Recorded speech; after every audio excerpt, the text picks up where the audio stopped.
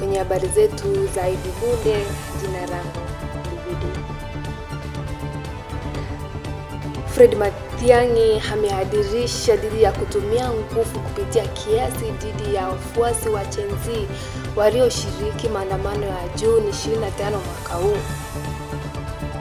Amesema kutumia nguvu ya polisi kutuliza maandamano bila kusikiliza malalamishi ni njia mbaya itakayoongeza mizaraba na kuongeza mvutano nchini.